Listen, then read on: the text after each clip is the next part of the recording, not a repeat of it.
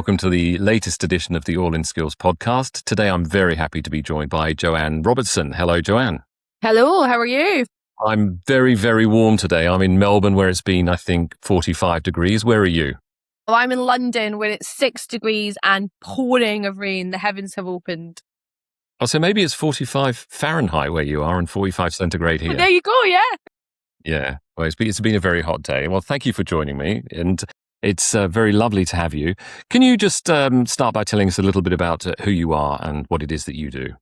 Sure. So I'm Joanne Robertson. I have worked in the PR and communications industry for over 20 years now. I'm a strong Glaswegian, so born in Scotland. Spent most of my childhood and teens into early adulthood in the west of Scotland, which I loved. And now I have been in London longer than I lived in Scotland, which kind of terrifies me slightly.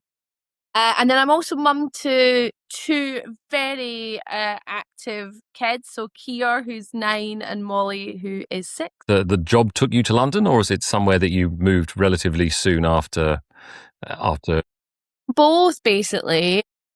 I am one of those people. I met my husband while I was at university. We weren't at the same uni, but we were both involved in student politics. And he was originally from Guildford, so just outside of London and south of England. And we were pretty serious. And so when he moved, he had come to Scotland to do a master's in Edinburgh while I was finishing my degree in Glasgow.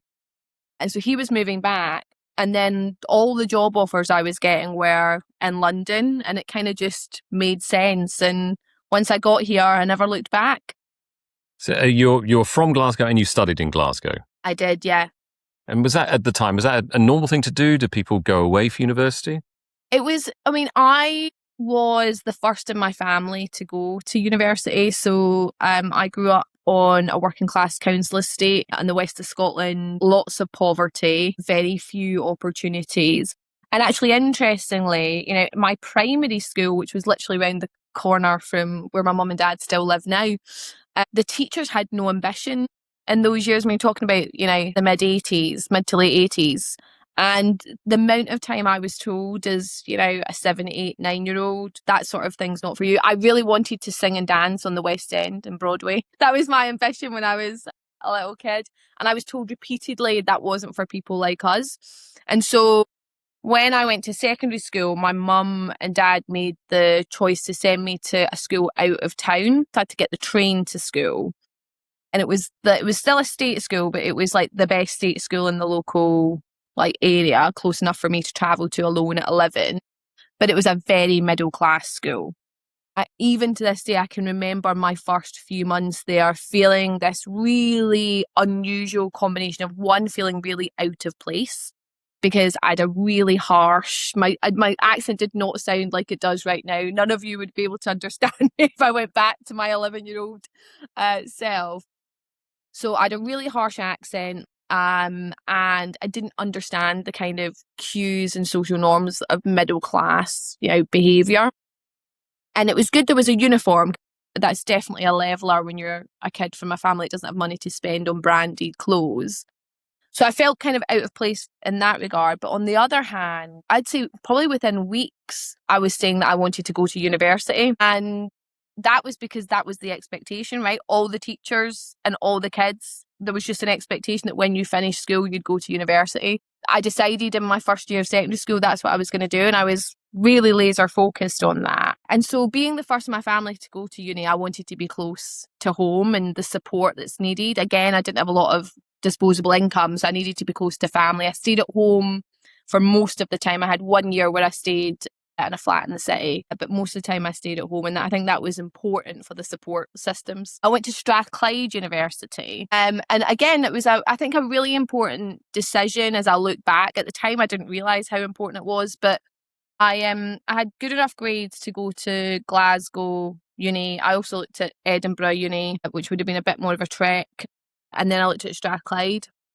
and I felt much more comfortable at Strathclyde than I did at either Glasgow or Edinburgh's red brick universities.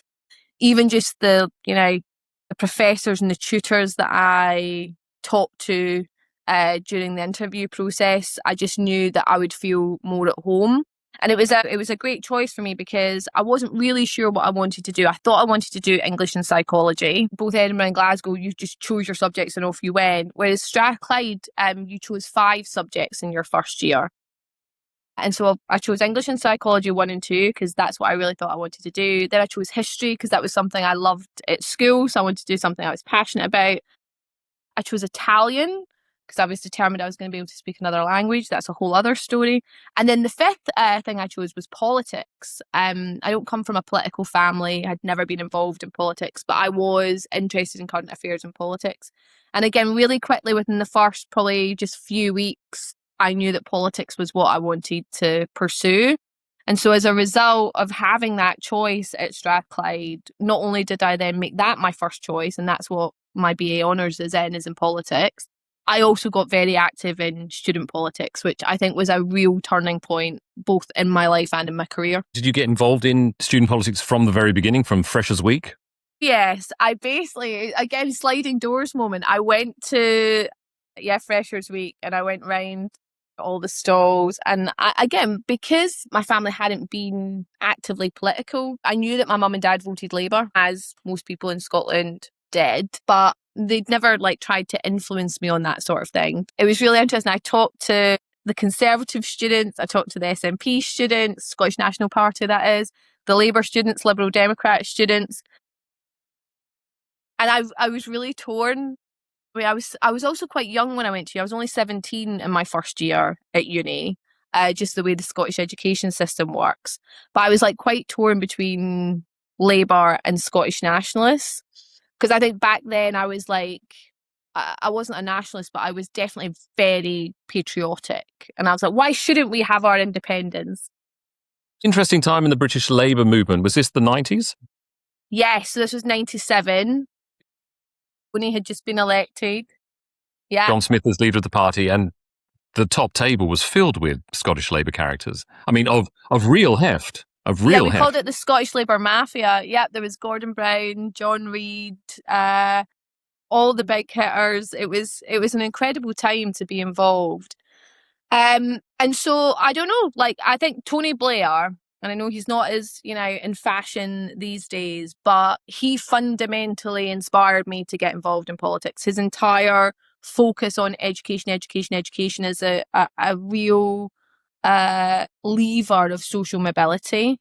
And I say, as I sit here, about to turn 46 this week, I sit here and I say that his mantra, that political ideology and vision that he had of education changed my life, and has really driven social mobility in my family. And so, I joined Scottish Labour Students, and as part of that, and then I just got really sucked into the whole student politics life. I was the elected social convener in my first year. I was the elected education convener in my second year. So I did both the party side and the more heavy education and policy side. And then in my third year, I was elected student president at Strathclyde, which was an amazing opportunity. I mean, it teaches you so many skills. One, I had to learn how to actually campaign to get elected. I had to write and give speeches. I had to design leaflets and all of that, which was great fun. But when I got elected at Strathclyde in the 90s, we were the biggest student union in the UK, over 5 million turnover. We had this amazing 12-storey building in the middle of Glasgow, 7 bars, a nightclub, all the student welfare support you needed. So I was then in charge of that organisation. I mean, it was my job to run it. Now, we had a general manager, of course, who it was his full-time job, but it was a paid position. It was a sabbatical year. And we also sat on the board of the university. So the university took it really seriously. And you can imagine there'd been a mix of student presidents over the years who took their responsibilities more and less seriously. But I took that business side of it very seriously. If I had been invited to sit on the board of the university alongside, the vice chancellor and the secretary and the deans, and again, it was a real early education in business life, right? Because you had the business side of the university, as I called it, which was indeed, the secretary of the university, the vice chancellor, who were really thinking of it as a business. And then you had the academic side, the deans, who were really much more focused on, the quality of staffing, the quality of teaching, the research that was coming out of the university. And so they would lobby me for my vote when there was like crunch moments at the senior meetings. And so I learned a lot during that period about, how you show up in more of a business world and how to carry yourself in a serious environment. I I can't go past University of Strathclyde without mentioning the only person I know who's famous from Strathclyde in my tiny worldview, and that's Sir John Curtis. Oh yes, I mean he taught me. I mean that is how amazing it was to study politics at Strathclyde during that time. He was one of my professors, and he's as intense in real life as he is when he's on the telly. But yeah, he is a phenomenal, legend of British politics and polling and data and analysis, although getting harder and harder as the world changes to predict anything, right? But yeah, he's a real legend. We had our equivalent of Sir John Curtis in Australia. He just retired at the last election. It's going to be very weird watching election night here without him. You had this incredible opportunity to be elected to the position you achieved there, that you wanted to continue down the political route, maybe to seek selection. I know from my time, Stephen Twigg was National NUS President, Lorna Fitzsimmons, Jim Murphy, right? He was also NUS. Jim Murphy, yeah. And I mean, you look now, Wes Streeting, our health secretary now, he also, yeah. Do you know what? No. Yeah, I mean, so many went down that path. And, so many of my friends now from student politics days are now, on the front bench running the government. For me, it was never something I aspired to. And I don't know again if it's because I was the first in my family to go to uni. I really felt like I wanted to get a proper job. And I don't mean that to be disrespectful to those who've spent their careers in politics. Although it is a criticism I have of politics overall, is there's not enough people who have broader, wider, deeper life experience, whether that's working in the public sector, the private sector. There's so many career politicians. And that's not to diminish the quality of those, but it does mean they've got a limited amount of experience to pull on when they're making really complex decisions on behalf of nations. So little sidebar on that. But for me, I wanted to really experience what I considered the real world. I loved politics. And I see this now. You see it in the drama that unfolds weekly, whether it's the Labour Party, the Conservative Party in this country. You look at, the Republicans and the Democrats in the US. I feel a lot of these people don't graduate from the student politics way of operating. And so the pettiness and the disloyalty and, kind of narrowing things down to the lowest common denominator. And so for me, I really wanted to be in the business world, and I really wanted to drive a career much more in a corporate sense. You ended your time at Strathclyde. Where did you decide to go? Where did you look for this real job in the real world? Well, first of all, I was really lucky that so I took a year out between my third and my fourth year. So I had my ordinary degree, as we call it in Scotland, and then fourth year is where you do your honours. So I was student president between third and fourth year. And so I went back to do fourth year, and because I'd been quite high profile as being student president at Strathclyde, but also I was on the NUS National Executive, and that's when we had the whole Deering Committee and the look into how you fund higher education. So I was very active in the media as one of the student spokespeople. And so I was really lucky because I was approached by Scottish Television to present. We had a programme back then that was on at like 10:30 every night called Reporters. And so they asked me to present an episode of Reporters. It's a 30-minute documentary, current affairs style, around the future of higher education in Scotland. And that was a 4 or 5 month project. I got to go and interview senior Labour politicians. The business person I interviewed for it was Michelle Moen. Look what's happened with her over the last few years. Yeah, I went back and I interviewed my teacher at Mar College in Troon, the secondary school that I went to, who really inspired me, who did change that view of a kind of working class girl, can't do anything to. You put your mind to it, you work hard enough, you can do anything. His name was Mr. Cook. So I had this amazing experience in the media. And so by the time I graduated, I'd done a lot of serious politics. I'd done a stint as a broadcast journalist where I learned a huge amount. And so I had no idea what I wanted to do for a real job. And again, it goes back to that. If you've grown up in an environment where people's jobs were mostly manual, so my mum was a cleaner, my dad was a caretaker in the fire station, and all of my friends' parents had similar jobs. They worked in the local factory, or, I didn't know anybody who'd had a corporate job. I didn't even know what jobs really existed. And so I started off by doing the kind of very traditional like milk round interviews with like Nestle and Mars and, that sort of go in as a graduate trainee and work your way up. But none of it felt right or exciting. And then a friend of mine, actually, Richard Baker, who went on to be an MSP and is now an MP in Scotland, he had been the president of NUS Scotland, and he said to me, why don't you do public affairs?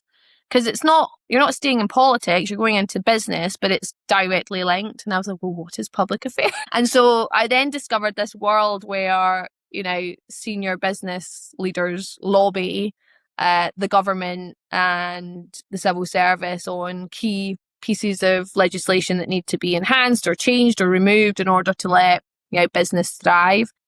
So I kind of started applying to a few different jobs. And it's one of the things I always say as well about the difference between someone who grows up in a middle class environment. I look at my children now versus a working class environment, is the network that you have and the ability for people to introduce you to opportunities. And that's essentially what happened for me in the end. You must, at this point, been actually quite well connected, better connected than most Scottish university graduates. Exactly, because I built my own network through student politics. And to your point, Scotland's tiny, right? Less than 5 million people. And the Scottish Labour Party is tiny as an example. And so I was in and out. It was called Scotland House at the time in Glasgow. As a student politician, I was in and out of there all the time. John Reid helped me with my flyer when I was standing for education convener, regularly bumping into your Gordon Browns or your Douglas Alexanders. So you kind of build this incredible network. And when I moved to London, so many of my contacts were special advisors. So I was networked in a way that was unusual on all fronts. But it's definitely something I always, when I chat with young people, particularly young people coming from more disadvantaged, lower socioeconomic backgrounds, like really being intentional about trying to build networks. So in whatever way you can be transformational, because most jobs come through network, and especially as you build your career, the more senior you get, it's very unusual to just apply for a job and get it. Usually someone has recommended you, referred you, or something. That's how the world essentially works. It is worth emphasising that you were probably on first name terms with some of the most powerful people in Britain, right? Scottish Labour may be small, but they did make up a substantial part of Tony Blair's cabinet at that point. Yeah, and again, I think it's how you show up as well. They remembered me because I worked really, really hard and I always showed up, which isn't the case for a lot of students who go into kind of these positions. But I definitely felt a sense that because of where I'd come from when I was given these opportunities, like I was going to give it 150%. I was going to be where I said I'd be. I was going to do what I said. The quality of what I delivered on behalf of whatever organisation or person I was working with would be strong. And so you build a reputation of someone that is reliable, that's smart, that's dedicated. And that's really important because people never forget their first impression. Where was your first position in PR then, geographically and business-wise? First job was in a tiny little consultancy called Communique, which had a tiny office right next to Buckingham Palace.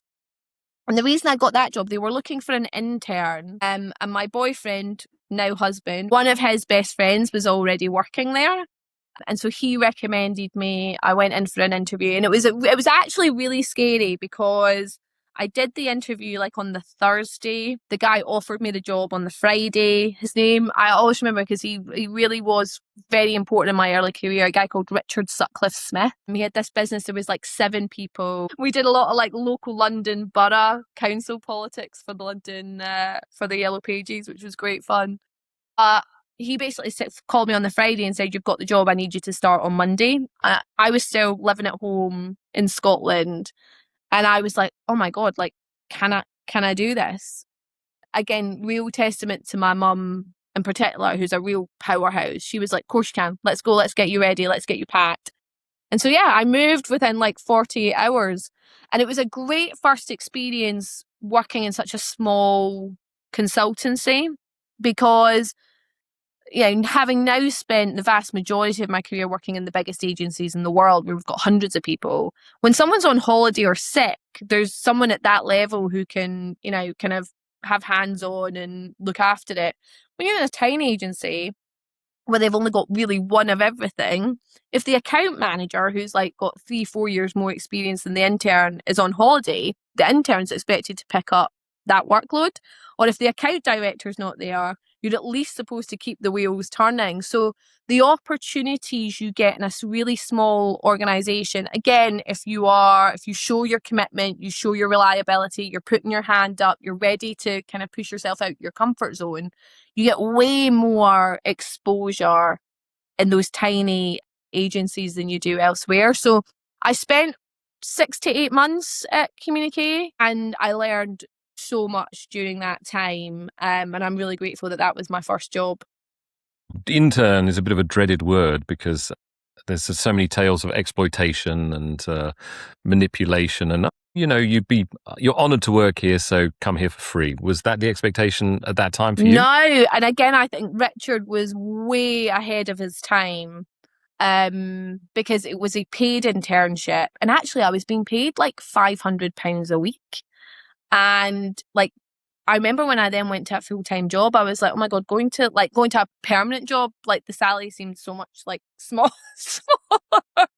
But no, I think he was very ahead of his time. I mean, this was back in 2002.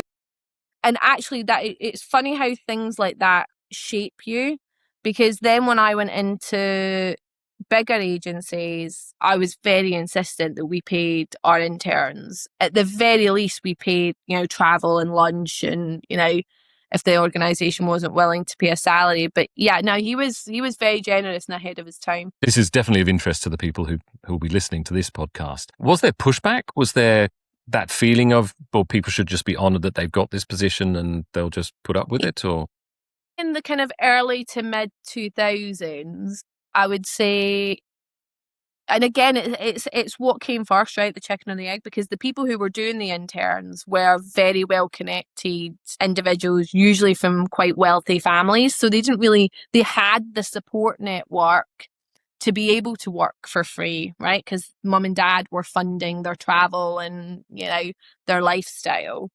And so, again, I've been so fortunate to work with just some incredible leaders through my career. So I moved from Communique to Weber Shandwick, and the CEO there at the time was a man called Colin Byrne. And I think he really saw something in me because he and I were quite similar. So he had come from a working class background in Manchester, and he had worked for the Labour Party. In fact, he had been Peter Mandelson's deputy through the early 90s.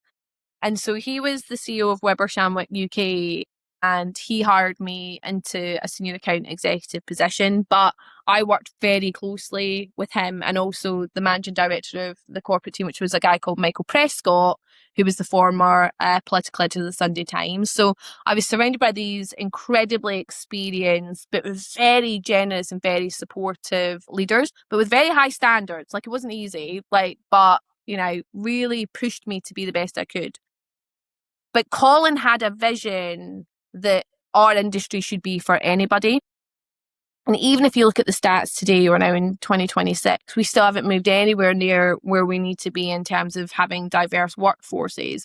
But people like Colin really trailblazed in the sense of working with the Taylor Bennett Foundation and a number of other organisations to really support people from underrepresented or underprivileged backgrounds. And so there was a huge program of bringing interns and supporting them because we wanted people from diverse backgrounds. I was just going to observe, actually, you're mentioning a lot of names and they all seem to be male. What was the situation for you as a young woman in this area?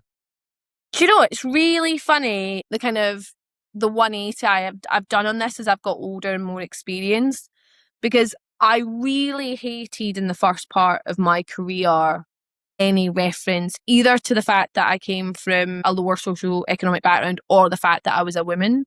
I definitely had the the demeanor that I wanted just to be the same as everybody else. Like, I didn't want to be othered or treated differently because of my gender or because of my socio-economic background.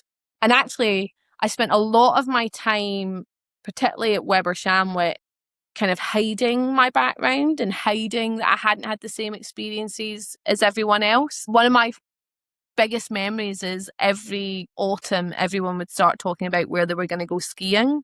And it was the norm. They'd all skied as kids, like all knew the different, ski resorts. I had never been skiing, and I don't know, I kind of wear this as a bit of a badge of pride. I still have never been skiing. I don't think I ever will. Just not for me. But I would, in my to 20s, I would nod along. Oh yes, like whatever ski resort they were talking about. Like, I wouldn't explicitly say yes, I'd been there, but I wouldn't tell them I'd never been skiing or skiing wasn't something that I did, because I wanted to fit in and be seen as equal, is what I thought at that time, being younger and inexperienced, as equal. And so, yeah, there wasn't very many people like me, either from that class point of view or from a gender point of view. And one of the things that I loved about my time at Weber, I spent almost 10 years there, and I went from being a junior, and then my last 2 years, I was the managing director of their biggest practice, corporate and public affairs. And they made me that at 29. So I was very young. I think they were, I look back on it now, I think they were a bit mad. It was definitely throwing me in at the deep end. But I'd say my entire time at Weber, I was never truly myself, because I was always trying to be a bit more male, a bit more, aggressive, a bit more, like, it felt, I did feel like I was a bit performative and masking. And then when I made the shift to Ketchum back in 2011, it was a really intentional choice. I decided I needed to go learn somewhere else. It was time to move on and learn a different culture. But most of the jobs I was being approached for were in organisations that were almost a carbon copy of Weber Shandwick in terms of the structure, the expertise.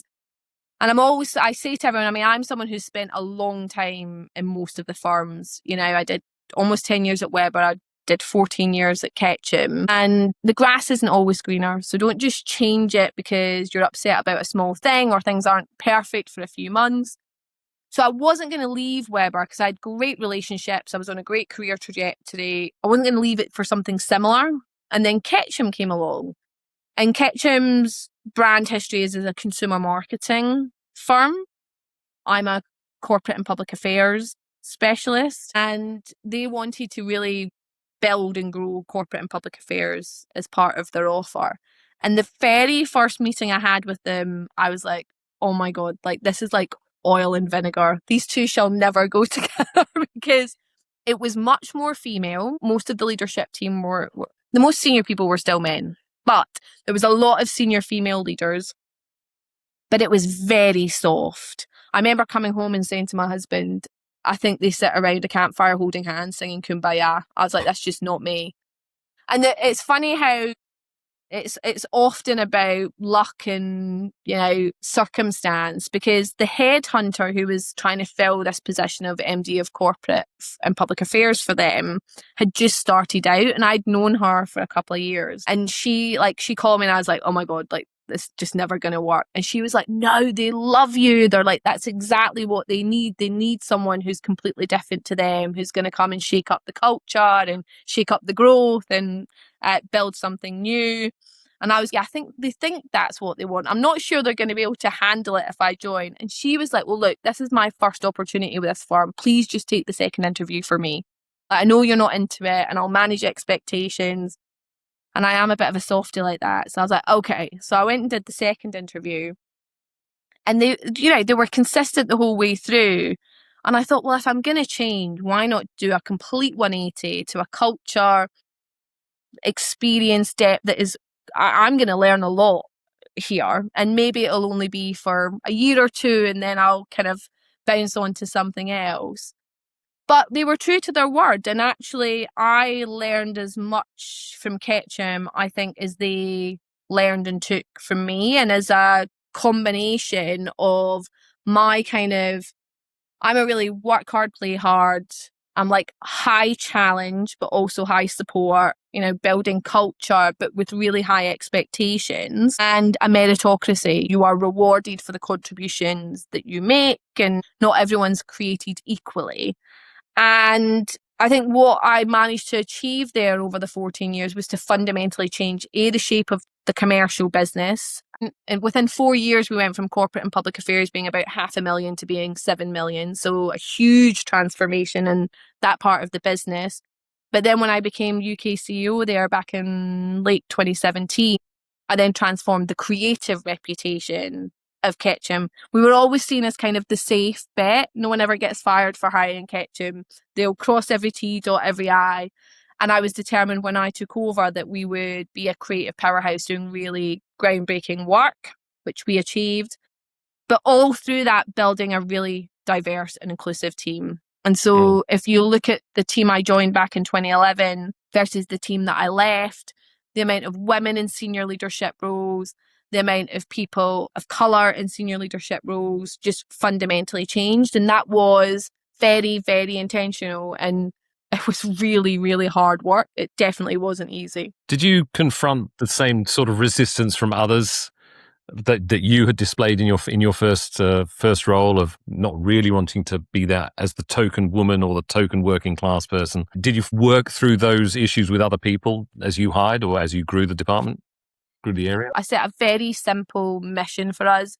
I said we wanted to be the most diverse and inclusive consultancy in the UK doing work that matters. And we talk a lot about how strategy guides every decision. And for us as a team, that really bound us together. Like every time we were hiring, I'll never forget the first time I was hiring a creative director. It ended up taking me 8 months because every single time headhunters sent me CVs, it was 10, 11, 12 middle-class white men. And I've hired quite a lot of middle-class white men in my life, and they've been very, very strong, vast majority of them. But I wanted to see a diverse list before I even started.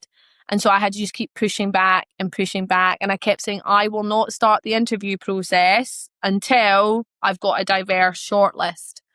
And often in our industry, we want to hire really fast, move fast, clients' expectations, etc. But that was a really important decision when I look back on it now, because it really showed the broader team the true commitment to that vision of being diverse and inclusive. It said we will wait until we've got a list that is one that we want. And that talent, there's often like, well, the talent's not there. The talent is there. You just have to work harder to find it and harder to convince those people to take the interview. Was there pushback within the organisation to that, or were people open-minded about it? I would say people in the UK were very excited and open-minded about it. I had a harder task convincing the global leadership team, most of which who sat in New York. It's funny as well how, in hindsight, things are so different, because 2018 was when I presented my plan and I was told, like, the whole concept of being the most diverse and inclusive isn't a strategy, it's an initiative. And I said, well, with respect, I completely and utterly disagree. I think if we can build that much more diverse team than anyone else with a truly inclusive culture where people can be themselves from day one, can show up like as their true authentic selves with all the experience, both lived and professional, then I think we will do work that truly matters, and ultimately that will drive revenue growth. But so much pushback. And the thing is, when you're so intentional about it, and I'd say my head of HR, a woman called Kirsty Sakurada, was my absolute right-hand woman through that, because we had to do a huge amount of work in completely rewiring the organisation.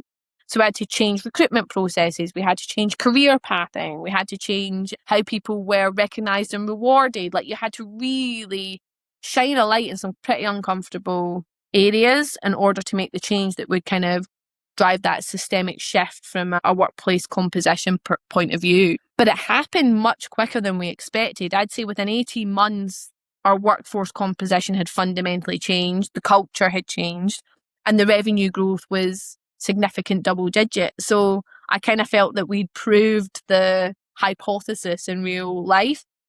And then we had the fundamental shift in the US, where all of a sudden everyone was like now focused on diversity, inclusion, and they were like, oh my God, did you have a crystal ball?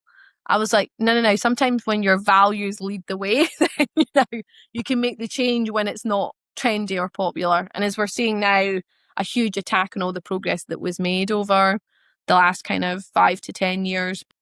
I'm hoping more corporate leaders will stand up to that. That's one area where I have seen quite effective pushback from corporations. So they've actually said, no, we've done this and we continue to do this. I wanted to actually ask you if you're okay talking about, there's Chief, I was looking at LinkedIn, Chief and the Young Women's Trust. Yes, two very different organisations, actually. So let me start with Chief, which was a really interesting one. So Chief is an organisation that was founded in the US, and it really was, I think that, the heart and soul of it was to create a networking and support opportunity for women who had Chief in their titles. And for the first couple of years, it was really successful in the US, and quite a lot of my US, friends and colleagues had become part of it and were seeing real value in it. And so then they set up here in the UK, and I was one of the founding members. And it just was not as successful here. And I think for a couple of reasons. One, they got the price point completely wrong. I mean, they tried to keep US prices in a UK market, which is a mistake that lots of organisations make. So they didn't get the numbers they wanted. But also Brits and the really diverse nature of London, because predominantly London, right? Unfortunately, that's where a lot of the C-suite is centred. It's such a diverse environment, and just did it. It was very manufactured, like in a way that often a lot of US initiatives can be. It felt very staged and performative. But what's interesting about it is some of the women that I met as part of it, we've kind of, I think Chief only lasted a year in this market. It's still going in the US, although facing a lot of reputational challenges around race in particular. But quite a few of the women that I met along the way, we've kind of set up our own informal group now, and we treat each other like our kind of informal board of directors. And it's fascinating because the opportunity it did give me was to meet very senior women in very different organisations. Senior women from Royal Mail, fascinating given what they've gone through over the last few years reputationally, from little startups to tech firms to charities. Again, a really diverse mix of experiences, backgrounds to kind of draw upon when we might be facing an opportunity or a challenge.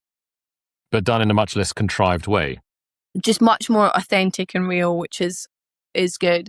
And then Young Women's Trust is an organisation I absolutely love. So they are a charity that support young women kind of between 18 and 30 who get stuck in what they call no and low pay and face all sorts of, challenges in the workplace, sexual harassment, bullying, the whole challenge that women have around, particularly if they have children, the need for flexibility, etc.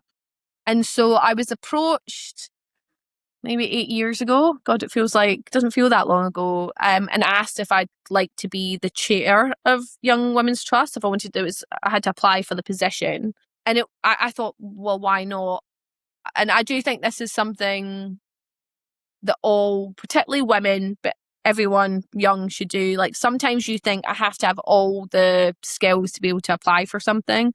I was concerned because I'd never even been a trustee, never mind a chair of trustees.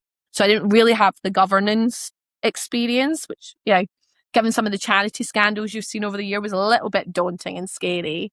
But I thought, look, I'll apply. At the same time, I'll start reading up and learning about charity governance and where I need to have my head at for that. And as we went through the process, they kept asking me, if we don't appoint you chair, would you be interested in becoming a trustee? And I was like, absolutely. I'm kind of applying for the chair because that's the position available. And I was approached about it. But by the time we got to the end, they'd appointed me the chair, which was exciting and daunting at a time that was really important because very quickly, I'd been there maybe 2 years when the pandemic hit.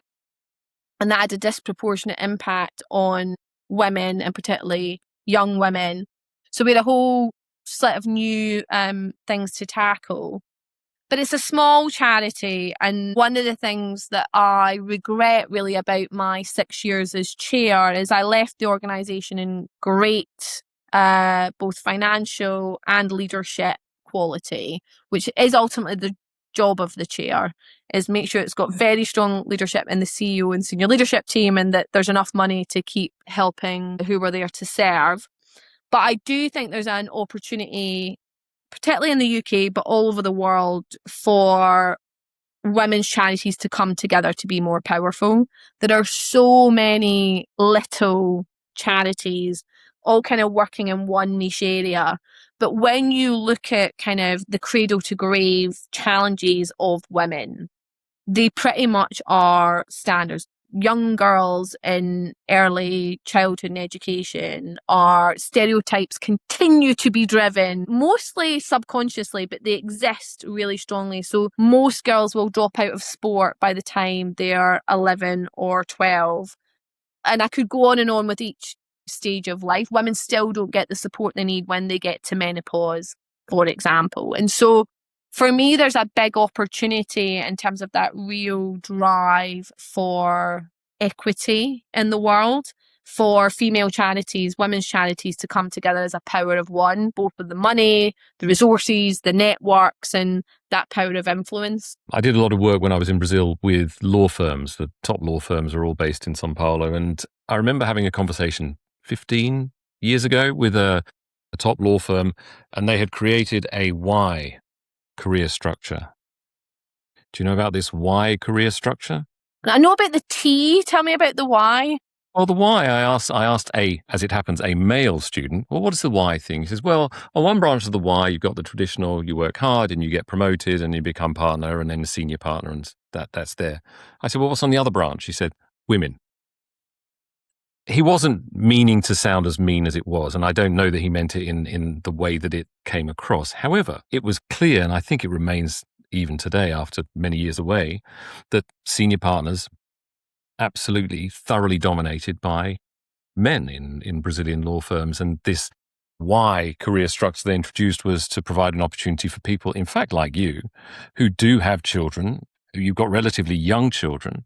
And I suppose that would be my question. First of all, the Y structure, if that is a thing in other places too, and how you've managed to remain active and competitive and not be sort of forced to the side.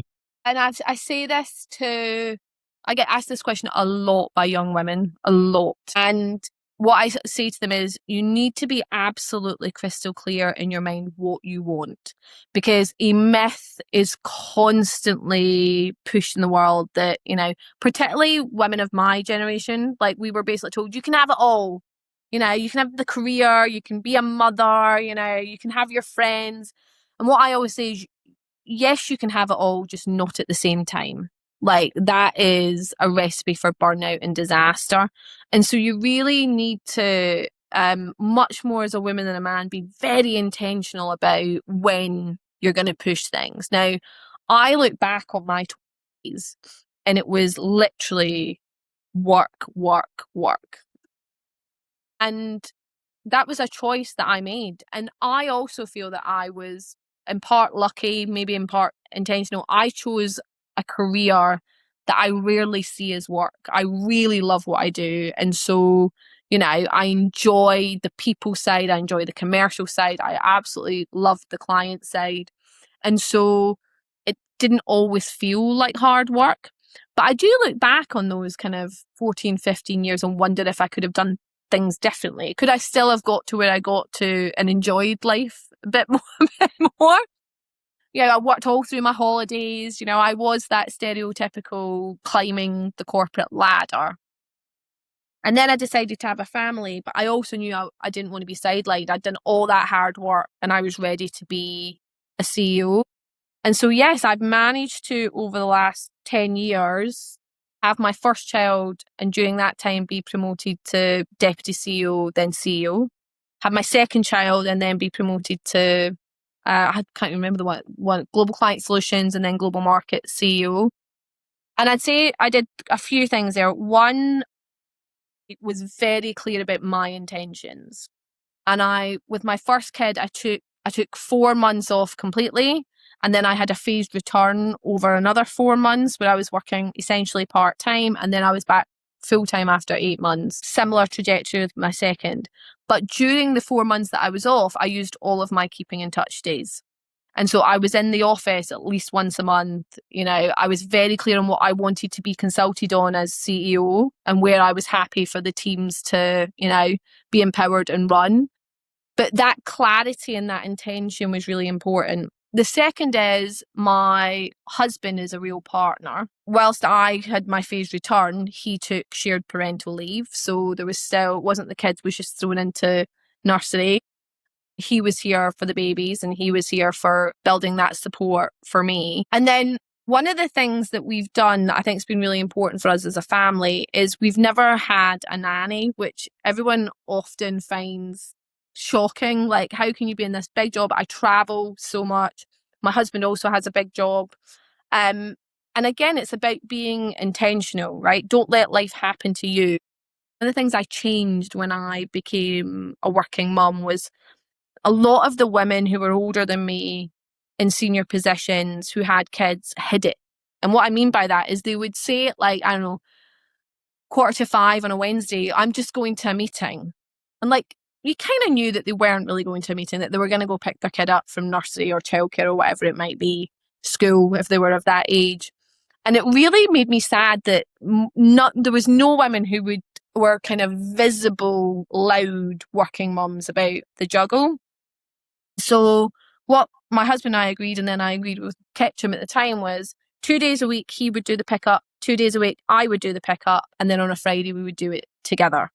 And so I had to, when they were at nursery, I had to leave at 4:45, 2 days a week. And I would be packing up and people would be coming to ask me questions, just, can I just? And I'd be like, you can't. Now I have to leave. I'm picking up Kia. And I'd say it really loudly so everyone could hear. I'm going to pick up Kia. I will be back online around 8:00 and I will pick up anything that's urgent or important then.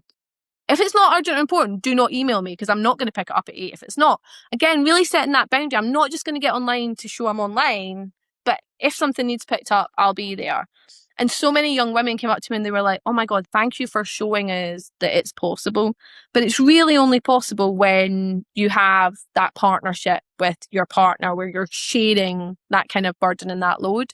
And then the third thing I would say is I was never afraid to say what I wanted.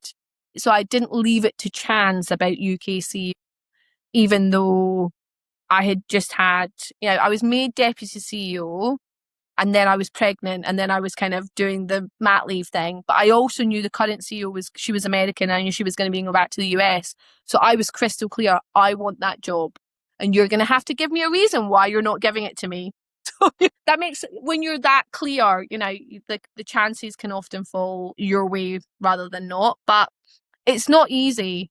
I feel the guilt a lot, when I've had to travel for work and I've missed something that the kids have got on, or, where, particularly dinner time can be hard when you're in a global role because the Americans are still wide awake and they're bashing stuff to you. And I can feel myself being distracted by, the phone when I should be 100% present for them. I'm not ever going to pretend to anybody that it's easy to do it. And you definitely can't have it all. That dream of like, you have this amazing home life where you're there and you're present and you're the most amazing mother and you're having this flying career and you're seeing your friends and you're healthy and going to the gym. Like, that is a complete made up nonsense. And so just be intentional and also be content with the choices you make. I look back, and whilst I'm like, oh, I wonder if I'd done that differently, could it still have all been the same? I don't really have any regrets. Joanne Robertson, you've been unbelievably generous with your time. Thank you so much for today's conversation. Thank you.